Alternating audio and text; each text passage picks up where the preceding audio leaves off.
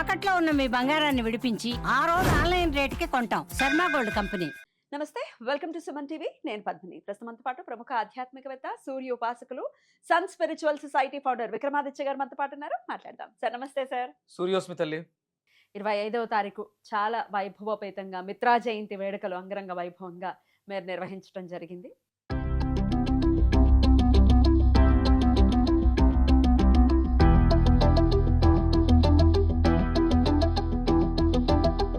నేను మిస్ అయ్యాను. నువ్వు లేని లోటు ఉండిందా? ఎప్పటికీ ఉంటుంది. ఇంకపై ఉండదు. ఈ అందుకనే ఒక్కసారికి. వీళ్ళ సాక్షిగా చెప్తున్నాను. ఆ. 2026 డిసెంబర్ 25th మీ అబ్బాయి బర్త్డే నేను సెలబ్రేట్ చేస్తాను. ఓకే, ఎక్కడికి వెళ్ళొద్దు. మా నాన్నగారి పుట్టినరోజు నేను సెలబ్రేట్ చేస్తాను. ఆ. అలాగే నీ కొడుకు పుట్టినరోజు కూడా నేనే సెలబ్రేట్ చేస్తాను. ఓకే, అగస్త్యుల వారిది, అలాగే సూర్యనారాయణ వారిది. Okay, done. వాళ్ళిద్దరూ తండ్రి కొడుకులే. అవునా? సూర్యుడు కొడుకే అగస్త్యుడు. ఓకే ఓకే, అద్భుతం సార్. Thank you. మరి మొన్న 25వ తారీఖు ఏమేం జరిగింది, ఎట్లా జరిగింది? నేను కొన్ని చూశాను. చాలా చాలా సంతోషం అనిపించింది.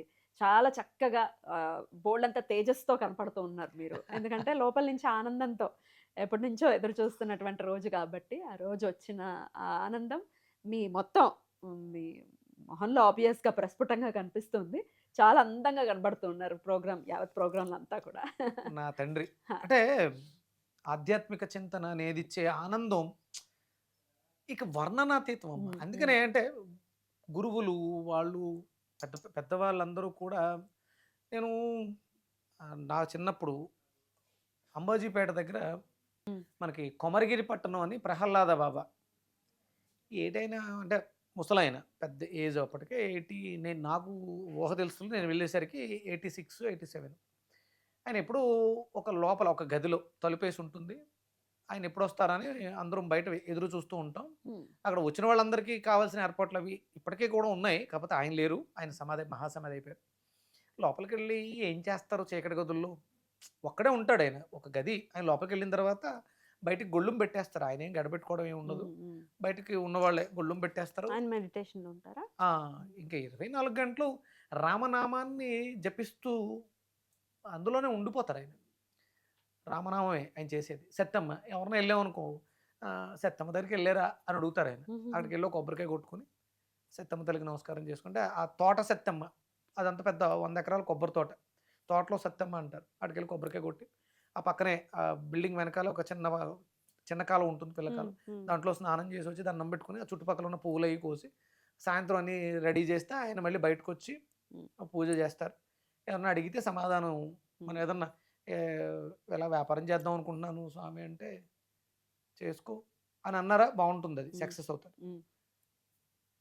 సైలెంట్ అయిపోతారు, ఇంకేం మాట్లాడలేదంటే ఇంకా దాని జోలికి వెళ్ళొద్దు అని అర్థం. వెళ్ళొస్తాం స్వామి అంటే ఉండొచ్చు కదా అన్నారంటే ఇంకా బండి కదలదు. ఆగి వెళ్ళండి అంటారు అనేవారు. ఇవన్నీ మేము చూసినటువంటి అంటే ఏమి రమిస్తున్నారు ఆయన నామము. అలా నేను సూర్య ఉపాసనలో ఆ తాదాప్యం చెందుతున్నానమ్మా. ఎందుకంటే 3 ఏళ్ల క్రితం మనం అనుకున్నాం మనం దీన్ని అంగరంగ వైభవంగా చేయాలి, ఒక వేదికగా చేసుకుని జనాలందరినీ కూడగట్టి. అంటే కొన్ని నేను చేయలేకపోయాను, కొన్ని రిస్ట్రిక్షన్స్ ఉండడం వల్ల. అంటే సామూహికంగా జనాలను పిలిచి పొంగళ్ళు వండించడం, సంక్రాంతిని ముందే తీసుకొద్దాం అని అనుకున్నాను హైదరాబాద్కి. అంటే అది కొంచెం రిస్ట్రిక్టెడ్ ఏరియాలో పెట్టడం వల్ల కొంచెం పరిమితంతో చేశాను. ఈ 2026 అపరిమితంగా చేస్తాం. యూసఫ్ కూడా ఏదైతే పోలీస్ గ్రౌండ్స్ ఉందో, పోలీస్ గ్రౌండ్స్లో ఓపెన్ ప్లేస్. ఆల్రెడీ అక్కడ మురళీ గారు అని కమాండెంట్ పోలీస్ డిపార్ట్మెంట్కి, ఆయన నా వీడియోలు చూసి నాకు మెయిల్ పెట్టడం, నేను ఆయన్ని వెళ్ళి కలవడం జరిగింది. ఆ ప్రాంగణాన్ని అద్భుతంగా ఆధ్యాత్మిక, అదే అది ఒరిజినల్గా పోలీస్ డిపార్ట్మెంట్ మొత్తం అంతా ఉండేదంతా పోలీస్ ఫ్యామిలీసే. మనకి అక్కడ కార్యక్రమాలు చేసుకోవడానికి అవకాశం ఇచ్చారు. అప్పుడు మనం సామూహికంగా ముగ్గులు అయి పెట్టి, పొయ్యిలు పెట్టి, చెరుకు గడలు కట్టి, పరమాన్నాన్ని ఉండి ఇంకా అద్భుతంగా చేయొచ్చు. ఆ సంకల్పం నెరవేరినప్పుడు ఆనందంగా మామూలుగా కాదు. ఏమేం జరిగింది అసలు? పొద్దుటే మనం గోపీనాథ్ రెడ్డి గారు అని రిటైర్డ్ డీజీపీ, ఆయన పిలిచాను. సూర్య నమస్కారాలు అంటే మామూలుగా మనకి యోగాకి ఇలా కొన్ని special mother's day, women's day, father's day ఇలా ఉన్నట్టుగా ఓన్లీ సన్ సాల్యుటేషన్స్ డే, అది మిత్ర జయంతి. ఆ రోజు చేశారు. విశ్వ విజ్ఞాన చైతన్యం, విశ్వవిజ్ఞాన చైతన్యం మిత్ర జయంతి ఉత్సవాల్లో ప్రధానంగా డిసెంబర్ 25ని నా డిమాండ్స్ ఇవి. ఇది మనందరి డిమాండ్స్. గో సంరక్షణ దినోత్సవంగా అనౌన్స్ చేయాలి ఆ రోజు ఆ రోజుని. మిత్ర జయంతిగా మనందరి క్యాలెండర్లో కొత్త, మీ అందరి ఇళ్లలోనూ కొత్త క్యాలెండర్లు ఉన్నాయి. డిసెంబర్ 25 మిత్ర జయంతి అని రాసుకోవాలి. అని రాసుకోండి, గుర్తుపెట్టుకోండి, నాకు గుర్తు చేయండి. మనం విశేషంగా చేసి సాధించి చూపిద్దాం ప్రపంచానికి. అంటే ఏదైతే సత్యం, ధర్మం నిలబడుతుంది కదా.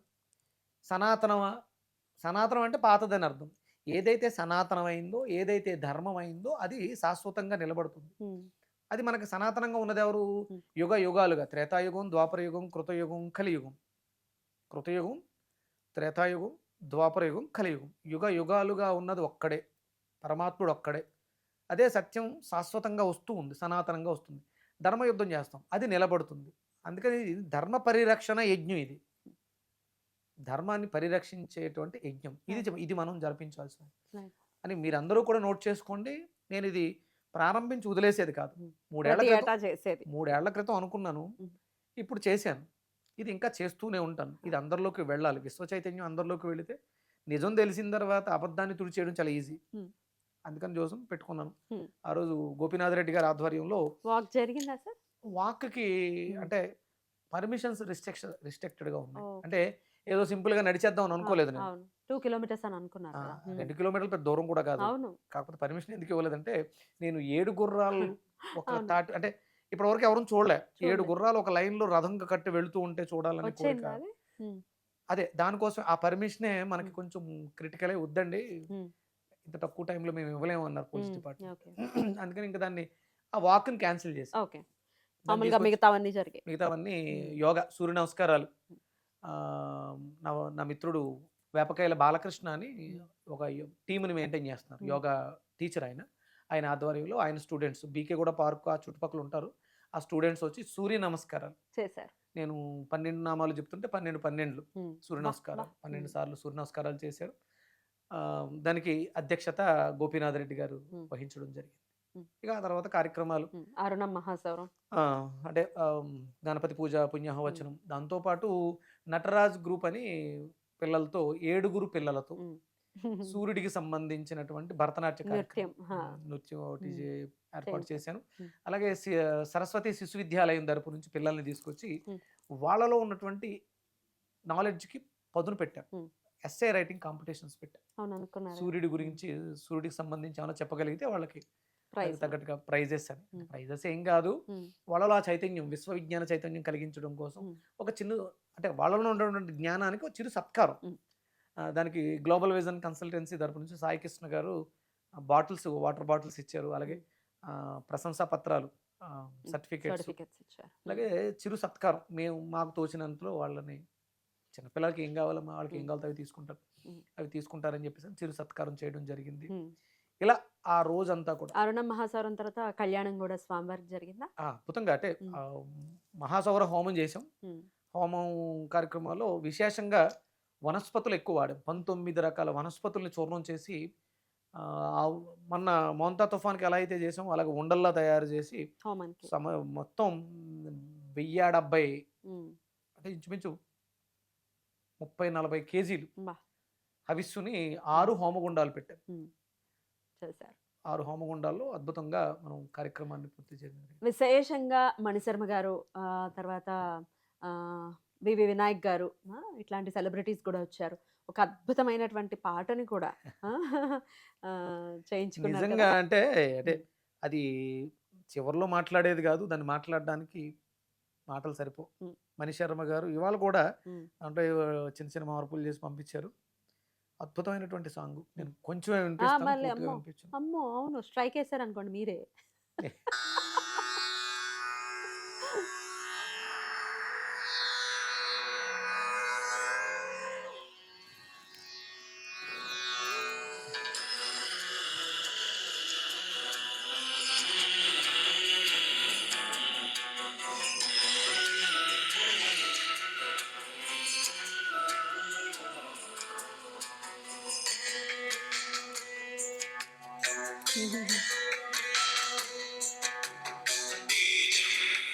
బా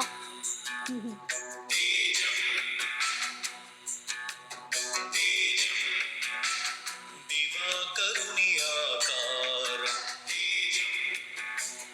दिवारात्र आधारं तिमिरहरणप्रपूरं त्रिगुणनाशसमीरं ब्रह्म विष्णु परमेश्वर सारं प्रपञ्चाग्निघनक्लेशविदूरम् आनन्दबृन्दराजम् आरोग्यभाग्यबीजम् అద్భుతం సార్.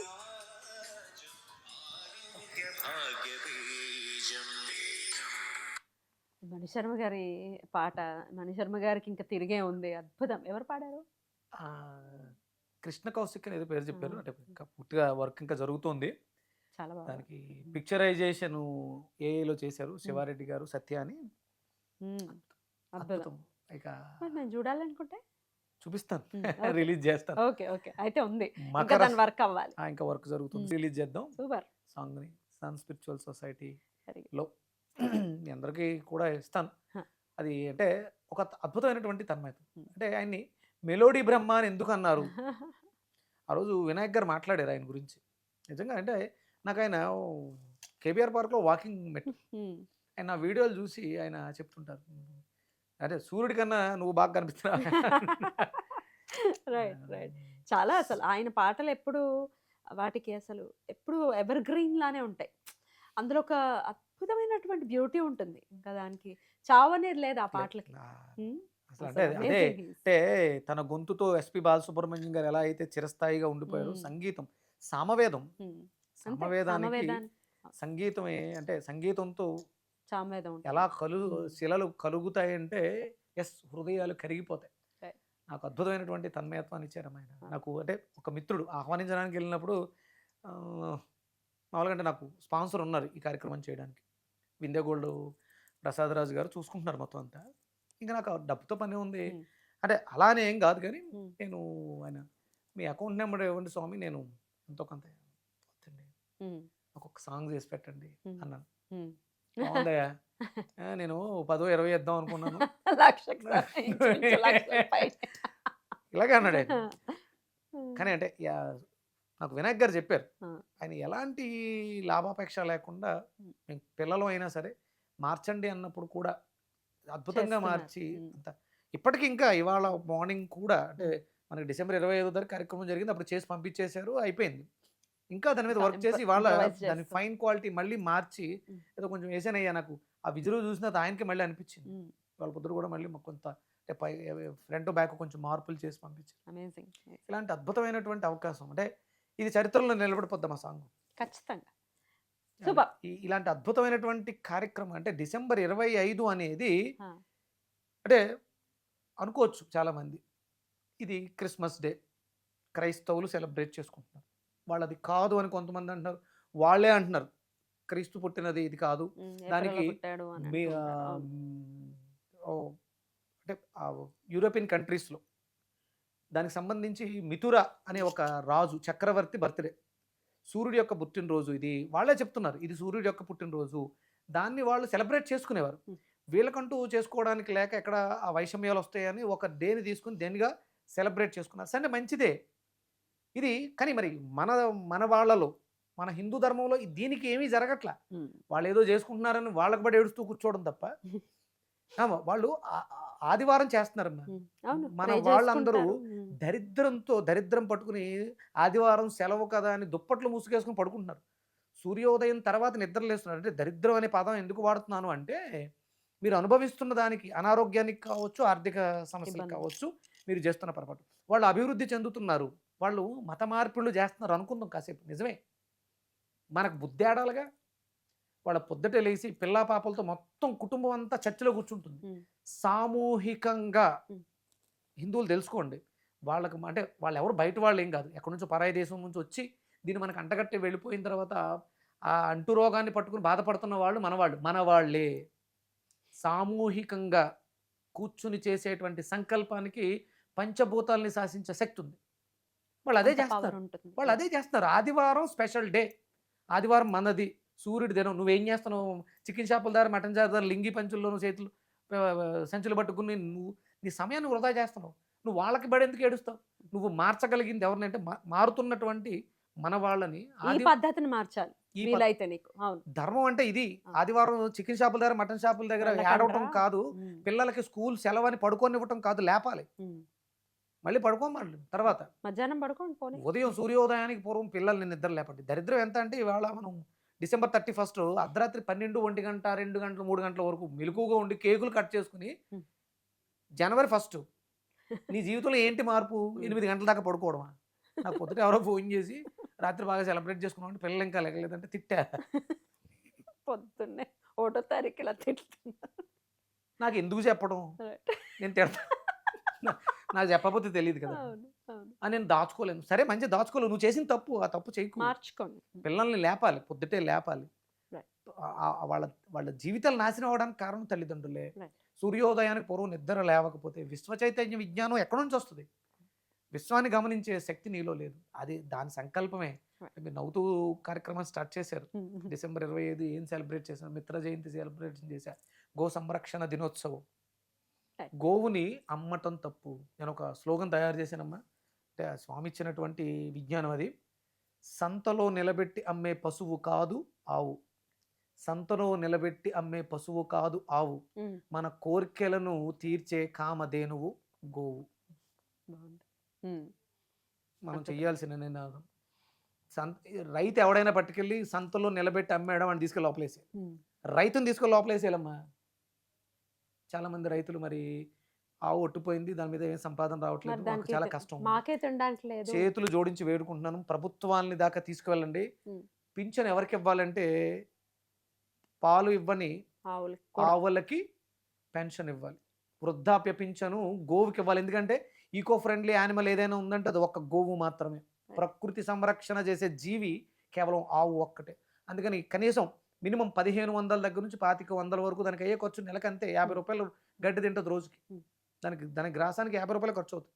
ఇప్పుడు రేట్లు పెరుగుంటే 75 రూపాయలు. కనీసం నెలకి 1500, 2000, 2500 మినిమం పెన్షన్ వచ్చే వరకు మీరు గట్టిగా ప్రయత్నం చేయండి. ఇది మనం గవర్నమెంట్ వరకు, ఇప్పుడు ఉన్నటువంటి తెలంగాణ గవర్నమెంట్లో ఉన్నటువంటి రేవంత్ రెడ్డి గారికి కావచ్చు, ఆంధ్రప్రదేశ్లో ఉన్నటువంటి చంద్రబాబు నాయుడు గారికి, పవన్ కళ్యాణ్ గారు కూడా గో ప్రేమికులు. ఇది ఆయన దాకా వెళ్ళాలి. ఒక చట్టం రావాలి.